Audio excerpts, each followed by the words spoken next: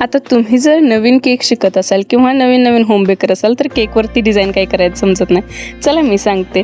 नमस्कार, मी साक्षी तुमच्या सगळ्यांचं स्वागत करते आपल्या द बेकिंग सिरीजच्या डे 7मध्ये. इथं आपण एकदम सिम्पल केकची डिझाईन बघणार आहे, जी की कमी क्रीममध्ये आणि काहीही एफर्ट्स न घेता एफर्टलेस डिझाईन आहे म्हटलं तरी चालेल. इथं मी पहिल्यांदा ना क्रीमनं केकला कवर करून घेतलं आणि त्याच्यावरती पॅलेट नाईफनं ना हलका असा पॅटर्न देऊन घेतला. अशा आता रफ टफ डिझाईन ना खूप ट्रेंडमध्ये, तुम्ही ही डिझाईन ट्राय करू शकता. त्याच्यानंतर बॉर्डरला चोको चिप्स जे आहेत ते चमच्याने मी स्प्रेड करून घेतले आहेत आणि हाताने आतल्या साईडला दाबून घेतले जेणेकरून ते हलणार नाहीत.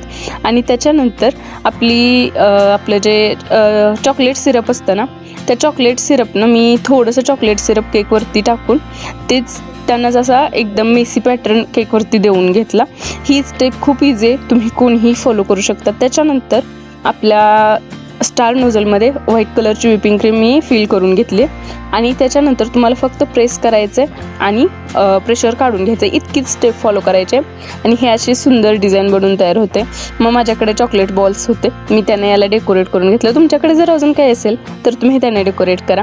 आणि हा बघा आपला सुंदर केक तयारच झालेला आहे, म्हणजे अगदी एफर्टलेस, काही याला त्रास घ्यायला लागलेला नाही आहे. त्याच्यानंतर मी आता बेकर आहे त्यामुळे माझ्याकडे घरी टॉपर ठेवलेलं होतं हॅपी बर्थडेचं, मी ते लावून घेतले आणि हा बघा असा केक तयार झालेला आहे. थँक्यू. श्री स्वामी समर्थ. व्हिडिओ कसा वाटला नक्की सांगा आणि अशाच नवनवीन व्हिडिओसाठी मला फॉलो करायला विसरू नका.